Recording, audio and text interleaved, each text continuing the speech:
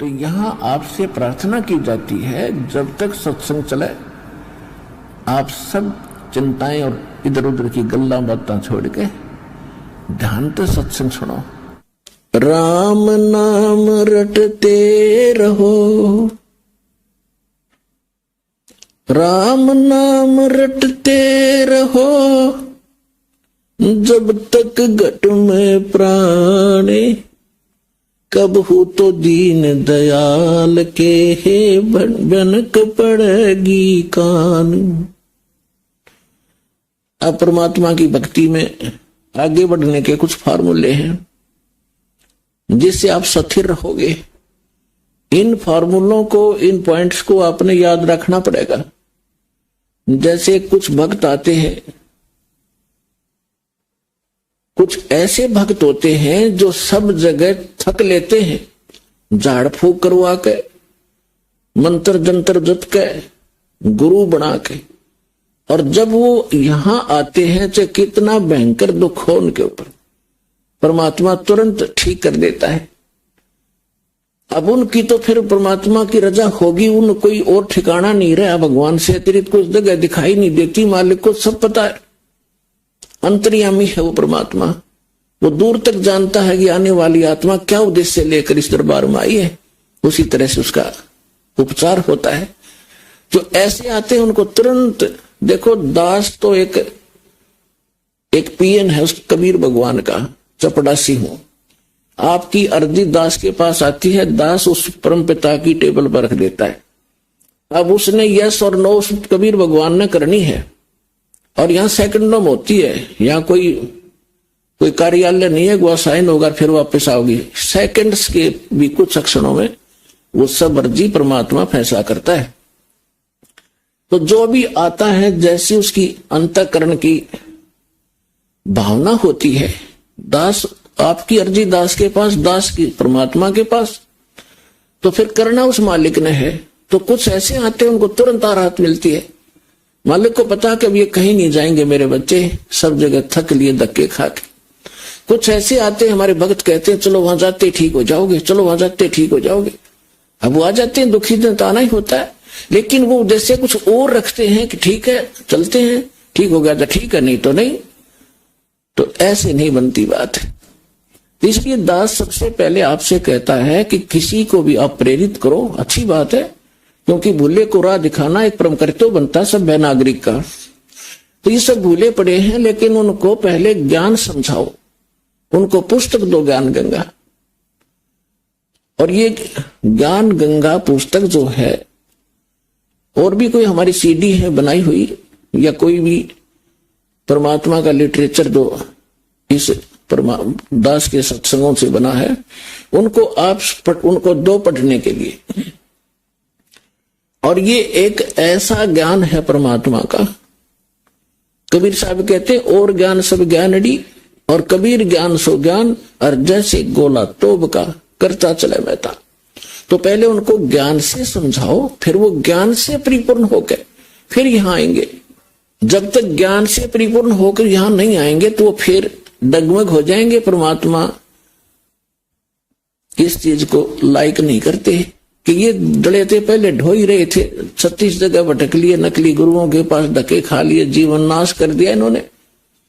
तो अब अपने परमात्मा को पहचान कर फिर यहां लगे। तो इसमें क्या होता है कि फिर दूसरा इसका कारण ये होता है, जैसे किसी डॉक्टर के पास रोगी जाते हैं, एक ही जैसा रोग होता है, एक व्यक्ति को तो 2-3 खुराकों में राहत मिल जाती है, और दूसरे को 3 महीने गोलियां खाने का निर्देश दिया जाता है डॉक्टर के द्वारा।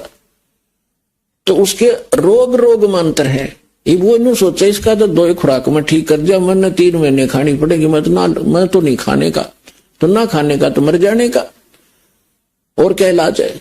अब उसका रोग इतना गहरा नहीं था, जो जल्दी समय पर आ गया तो ठीक हो गया, और उसने वो 3 महीने खानी पड़ेंगी और ठीक होगा, क्योंकि टेबलेट वो कारगर है। तो पुण्यात्माओं, इस संसार में 21 ब्रह्मांड में दास के अतिरिक्त कोई संत नहीं, और कबीर साहब के अतिरिक्त कोई भगवान नहीं। और जो समाधान दास देता है उससे सारे काम ठीक होंगे आपके। आपके संसारिक सुख, शारीरिक रोग सब दूर होंगे, संसारिक सुख प्राप्त होंगे, संसारिक दुख, मानसिक दुख, भूत प्रेत की बाधा, पितृ बाधा, चाहे कितना भयंकर हो, किसी प्रकार की चाहे घाल तक डाल रखी हो, चाहे चौकी तक छोड़ रखी हो, यहाँ 1 सेकंड का काम है भगवान का। हम धड़े दुपटे नहीं लाते, परमात्मा के उस शब्द में इतनी ताकत है, जो मंत्र हम देते हैं अपने आप सब भाग जाते हैं।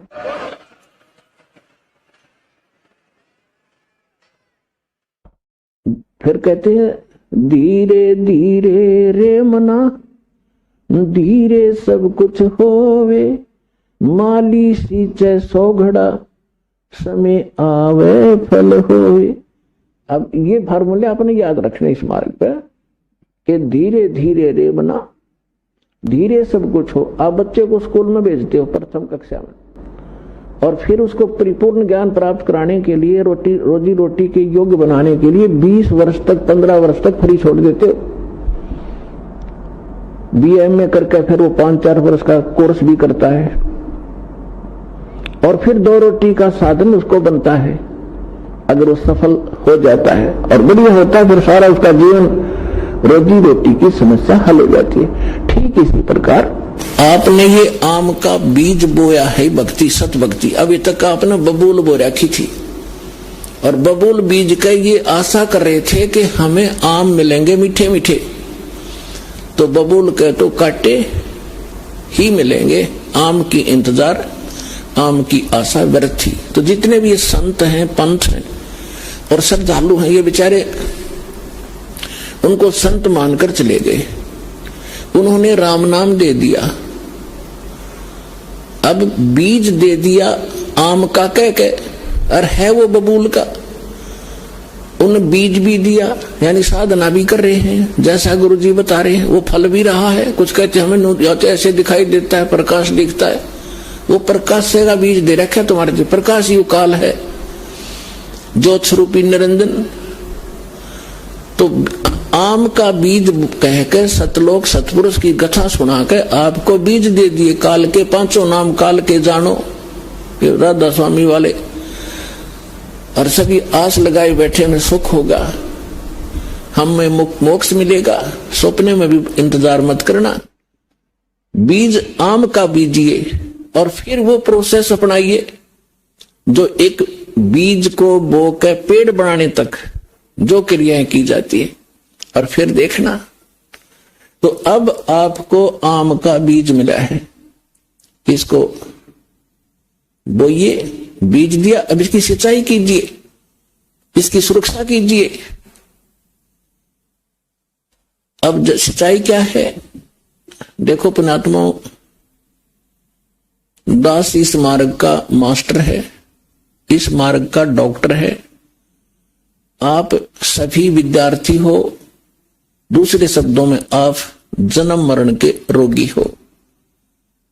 तो इस दास को इसका पूरा कंप्लीट कोर्स पता है, आपको बताया जाता है, तो आप जी वैसे ही कीजिए और फिर देखना इसकी सफलता कैसे। जैसे ये मंत्र है, ये तो समझो बीज है, ये मंत्र जाप कर आपको दिए जाते, ये तो समझो बीज है, बो दिया आपके अंतःकरण में, वचन की शक्ति तय प्रवेश कर दिया। अब इसकी सिंचाई करनी है, इसमें खाद पानी डालना है। तो उसके लिए कहा है, एक यज्ञ है धर्म की, दूजी यज्ञ है ध्यान, तीजी यज्ञ हवन की, चौथी यज्ञ परिणाम, और 5वीं यज्ञ है ज्ञान की। तो आप जी ने ये बीज बोने के उपरांत, जैसे खेत में किसान गेहूं बीज देता है, तो गेहूं बीज देने मात्र से सफलता नहीं होगी, उसमें खाद भी, पानी भी, उसकी सुरक्षा भी समय अनुसार देनी पड़ेगी, और उसमें घास फूस उग जाता है, उसको निकालना भी प्रॉपर पड़ेगा, तब वो सफलता प्राप्त होगी। भाई जो गुरु वचन पे डट गे, रकट गे फंद 84 के, कट गे फंद 84 के, रकट गे फंद 84 के। भाई जो गुरु बचन पे डट गे, रकट गे फंद 84 के। वस्तु मिली ठोर की ठोर, मिट गई मन पापी की दो।